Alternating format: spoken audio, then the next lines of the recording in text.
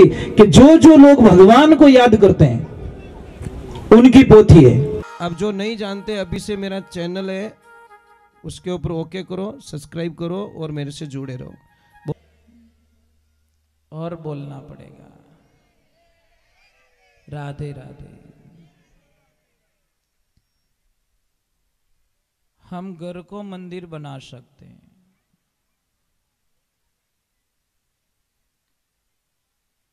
अगर घर को मंदिर समझोगे तो मुझे लग रहा है कि कोई क्लेश भी नहीं होगा। आप भगवान को कौन कौन मानते हो? ऊपर हाथ करो तो इतने हाथ ऊपर हुए थे। 1 मिनट में आपकी पोल खुल जाएगी। भाई बोर्ड के एग्जाम में यही तो होता नहीं कि पढ़िया कि नहीं पढ़िया, घना ही पढ़िया, लिखो पेपर, नंबर आई जने घणो ही ठा पड़ी। चलो आप भगवान को मानते हो, बहुत अच्छी बात है। आप मार्केट में जाते हो,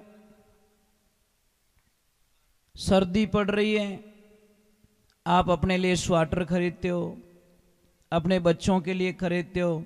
क्या इसके लिए खरीदा कभी? खरीदा कभी? अगर खरीद याद आ गया ये कि मेरे घर में एक और बैठा है कोई, तो आपकी सुरता पक्की है। नहीं तो आप कहीं के बात तो तस्वीर है थोड़ी ही लगे भगवान के तस्वीर में माता फोड़ दूं, इन्हों आगे कुछ होने वाला भी नहीं है। आप इनको निर्जीव क्यों मानते हो? आप क्यों मानते हो आप निर्जीव? सबसे बड़ी भूल यही तो है ना। कौन लाई ठाकुर जी को? आप लेके आए। दुख मत दीजो, एकदम जीव जीव राखना। कोई बच्ची थी, बालपने से ही मतलब भगवान की लीला में, बस उसको बस भगवान चाहिए। किसी वाद नहीं, विवाद नहीं, कोई मोबाइल नहीं, किसी से टच में नहीं, बस मेरा भगवान। वक्त ऐसा साहब, लड़की बड़ी हो गई, शादी के लायक हो गई, मेहमान आए देखने के लिए, लड़की को पसंद कर दिया गया। तो घर वालों ने बोला कि दोनों बातचीत कर लो, भाई आपके जम जाए तो आगे हम बात करेंगे। तो जैसे ही बातचीत की तो लड़की ने बोला, पतिदेव मुझे गाड़ी नहीं चाहिए, मुझे बंगला नहीं चाहिए, मुझे गहना नहीं चाहिए, मुझे कोई सुविधाएं नहीं चाहिए, पर मेरी एक शर्त आपको माननी पड़ेगी तो मैं शादी कर लूंगी। क्या बोलो सा? कि नहीं करना, 12 महीने में एक बार मुझको आप वृंदावन ले चलोगे, एक बार मेरे लल्ला के दर्शन करवा देना, कृष्णा के दर्शन करवा देना, बस 12 महीने में एक बार। मुझे कुछ भी नहीं चाहिए, मैं कुछ नहीं मांगूंगी आपसे मैं। और ऐसे ही देवियों, मैं आपको करोड़ बार प्रणाम करता हूं।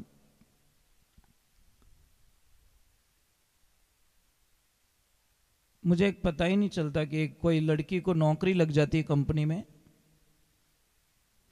लड़की बड़ी खुश होती, नाचने लगती हैं, तो कंपनी वाले ने बोला कि एडवांस में मत नाच, अभी तो सगाई हुई, फेरे मत खा, पहले हमारी शर्त तो सुन ले, फिर ओके करते हैं हम लोग। इंटरव्यू चल रहा है तेरा। कि क्या सर? कि तुझे नौकरी लग रही है यहां पे, तुझे खड़े खड़े काम करना पड़ेगा। बोले सर कर लूंगी, कोई दिक्कत नहीं है। 365 दिन एक भी छुट्टी नहीं मिलेगी तुझे। कि ठीक है सर, मजबूरी करूंगी, पैसा चाहिए मुझे। और 365 दिन काम करना है और किसी को भी नाराज मत करना, सब तेरे पे अधिकार जमाएंगे, ये कर ये कर ये कर। तो पाछी मुड़नी के मारू नहीं रेवे। कि ठीक सर, कोशिश करूंगी पक्की। और लास्ट ऑप्शन, 365 दिन काम करने के बाद में तनख्वाह का तुझे 1 रुपया नहीं मिलेगा। लड़की बोली तेरा दिमाग खराब है? कौन बोल रहा है तू? खड़ी खड़ी काम मैं करूं, 365 दिन में छुट्टी में ना रखूं, सबको खुश रखूं, और पहियो एक ही नहीं। हाँ सीधा ही साहब, तो लड़की बोली, कौन ऐसे माँ मूर्ख होंगे जो 365 दिन काम करते हैं, खड़े खड़े काम करते हैं, सबको खुश रखते हैं और पैसा नहीं लेते कि बेटा योर मॉम, आपकी माँ, आपकी माँ किसी से 1 रुपया नहीं मांगती कि मेरी तनख्वाह का पैसा दो, 1 महीना हो गया है। मांगते हो आप अपने पति से तनख्वाह? कभी मांगी? इतनी ईमानदार कहाँ से लाओगे आप? बिना कहे जगती है, बिना कहे झाड़ू निकालती। नौकर ने तो बढ़ाना पड़े, ओ कर जे थाने काम बढ़ाना ही नहीं पड़े, फिर भी आप लोगों की कोई कदर नहीं करता। अगर खाली आप इतो ही कह दो मारे 40 साल रो हिसाब दे दो, बस मारे तनख्वाह दे दो, मैं तो जाऊं मारे घरे, अगला कानड़ा में धुआं निकल जाए। नहीं सही है, मतलब ऐसा क्यों करते हम लोग? तो एक हमेशा ध्यान रखो, वो लड़की एक ही चीज मांगी, मुझे कृष्णा के दर्शन करवा देना, मुझे कुछ नहीं चाहिए पतिदेव। लड़के ने बोला, मैं कितना धन्य हूं, कितना भाग्यशाली हूं कि भगवान की भक्त मुझे मिल रही है, मेरे घर में आ रही है, मेरा तो जन्म सुधर गया। अब जैसे ही 12 महीने होते हैं, वो बिना कहीं पहले ही बोल देता, लक्ष्मी जी चल टाइम हो गया है, मैंने पहले ही सारी व्यवस्था करके रखी आपके बिना बोले। वो लड़की बोली, मेरा जीवन सफल कर दिया आपने, मैं कितनी धन्य हूं। ऐसे करते करते समय तो पलटी मारना ही है, बच्चे हो गए, बूढ़ी हो गई। अब उसने जाके कृष्णा को बोल दिया, कृष्णा अब मैं नहीं आ सकूंगी, शायद ये मेरा लास्ट बार आना है, मैं बूढ़ी हो गई, मेरे घुटने काम नहीं कर रहे, मेरा शरीर काम नहीं कर रहा है, अब तू एक काम कर, तू मेरे साथ चल जा। वहां से एक लल्ला ले देती, गोपाल लड्डू, और बातें करके ले आ देती घर। अभी क्या माता जी उनको लाड लडाते, स्नान कराते, पहले भोजन करवाते, बातचीत करते, उनका टाइम पास हो जाता है। एक दिन उनकी तबीयत बिगड़ जाती है तो बहू को बोल देती, बहू एक काम कर, मेरे लल्ला को टाइम हो गया, अगर कपड़े चेंज करा दे, स्नान करा दे, और वो बड़ा नटखट है, थोड़ा सुला देना, वो बहुत बदमाशी करता है, मानता तो है नहीं, मेरे को भी बहुत सताता है। तो बहू बोली कि माता जी का दिमाग आउट हो चुका है। तो उसने ऐसे ऐसे कुछ धो रही थी, कहाँ साबुन आबुन लगाया होगा, गिर गया नीचा। माँ बाहर बैठी थी, जैसे ही नीचा गिरा, वहां पे एकदम धक्का लग गया और रोने लगी, अरे मेरे लल्ला को क्या हो गया, अरे मेरे लल्ला, अरे मारो लल्लो। इतनी चिल्ला रही, इतनी चिल्ला रही, इतनी चिल्ला रही, पूरा गांव नहीं भेड़ो कर दियो। बोले क्या हुआ? अरे वो तो आंखें ही नहीं फेरे, वो तो श्वास ही नहीं लेवे, वो तो बोलना ही बंद कर दियो, अरे बहू तू कटू पटक दियो, अरे मैं तो मर जाऊं इन्हें बिना। अब लोग कौन समझावे, अरे माता जी कहीं योग, देखो इसको कुछ हो गया, मैं नहीं जी पाऊंगी, जाओ डॉक्टर को बुला के लेके आओ। अभी छोरा ने कहो कि जा भाई फॉर्मलिटी कर यार, तू लेके आ, ये नहीं मानेगी। तो डॉक्टर साहब ने कहा 500 रुपया बता ले लीजिए, पर हमारी माँ ने यूं की जो थारा कृष्ण ठीक है, ये तो कह दीजिए। डॉक्टर बोला डबल मिलना, मैं क्यों ना बोलूं। अब डॉक्टर साहब आए बढ़िया बन के, और आगे बोले मैया आपका लल्ला ठीक है। बोले मेरा लल्ला ठीक है, पर मुझे लग रहा आप ठीक नहीं हो। मुझे इतनी भोली समझ, अरे वो मशीन निकालो चेक करो। ऐसा कैसे बोल दिया, डायरेक्ट हाथ भी नहीं लगाया, मशीन तो लगाई नहीं तूने। तो गांव वालों ने इशारा किया, लगा दो डॉक्टर साहब लगा दो, ये पीछा छोड़ने वाली नहीं है। डॉक्टर साहब ने बेचारा निकाली मशीन, जैसे ही लगाया, जैसे ही मशीन टेलीस्कोप लगाया, एकदम दूर हटाया। क्या हुआ डॉक्टर साहब? एक बार फिर लगाया, फिर हटाया, और क्या हुआ? क्या बस हो गया, हो गया। तुम इनको पागल मान रहे हो? अरे ये जिंदा है, श्वासें चल रही है, धड़कन चल रही है अंदर। डॉक्टर साहब अपना बोरिया बिस्तर हमेटे, कहाँ जा रहे हो? कि जहां से ये लल्ला लेके आई मैं वहां जा रहा हूं। इसीलिए कहते हैं अरे भगत के वश में है भगवान, भगत के, बोलो भगत बिना तो कुछ भी नहीं है, भगत बिना तो भगत है उनकी जान, भगत के वश में है भगवान, भगत के। बस बस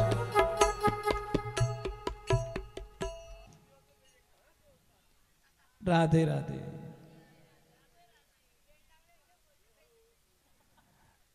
वेंडो होना ही चाहिए जीजी। हाजा आदमी ने काम घणो पड़ावे। मोतीबा कई नाम तारो? कई नाम है? नाम बोलो। राधे राधे बोलते हैं जी। आपने तो वेंडो ही रहनो, थाने कोई काम नहीं बढ़ावे। सच में कोई कहे तो पागल है, कौन काम बढ़ा, फ्री हुआ दुखी कौन, डैड होशियार के मैंने कहीं पूछियो, वो डैड होशियार एनी टाइम चिक चिक करे भोड़ो आदमी, अरे वो तो पागल, इसको छोड़ो नहीं यार, मने पूछने तू आपने बोला ही छोका बस।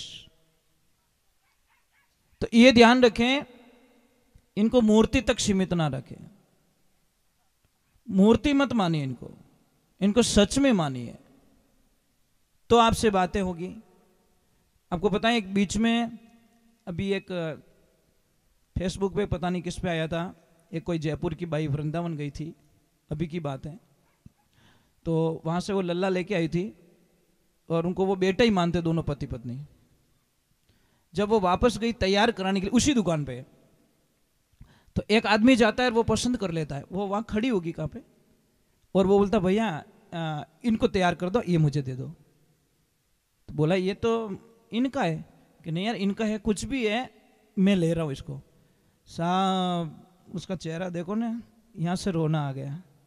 वो इतनी रोती है, इतनी रोती है, इतनी रोती है कि मेरे प्राण ले लो। उसने एक शब्द बड़ा कहा कि आप रा बेटा ने कोई बेचे कहीं। उस भैया को बोला कि आप अपने बेटे को बेच लोगे क्या? आपने पहले बात तो बात ही कैसे कर ली, मैं तो मर जाऊंगी। क्या भाव उस बाई के, दोनों पति पत्नी रोने लगे, भैया इनका नाम मत लीजिए, इनके बिना तो हम जी भी नहीं सकते, एक पल नहीं निकलता हमारा, हमारे घर के मेंबर बन चुके हैं, और इनके साथ में हमारा खाना, इनके साथ में हमारा खेलना, इनके साथ में बातें करनी, ये हमारा सब चलता रहता है। वो जयपुर की बात थी और महीना 2 महीने पहले की बात बोलो, कोई पुरानी ओल्ड बात तो नहीं है। तो आप भाव होने चाहिए ना, भाव बिना आप कुछ नहीं कर पाओगे। फॉर्मेलिटीज होती है, भाव होते हैं, फॉर्मेलिटी नहीं होनी। भगवान को दिखावा बिल्कुल पसंद नहीं। अगर मैं कथा कर रहा हूं, मेरे मन में पाप है, तो सच में मुझे सजा मिलेगी, पक्की सजा मिलेगी, इसमें कोई शंका नहीं है, क्योंकि मैं मेरी वकालतनामा नहीं देना चाहता। मैं पाखंड नहीं चाहिए। जितना नाम आ रहा है, जरूरी नहीं पूरी भागवत पढ़ो, एक अक्षर से तिर जाओगे। वो कहते कोई महापुरुष आए, राजन सामने जा रहे हैं, बहुत हट्टा कट्टा महापुरुष, उसके सिर पे इतनी किताब जाड़ी, इतनी मोटी।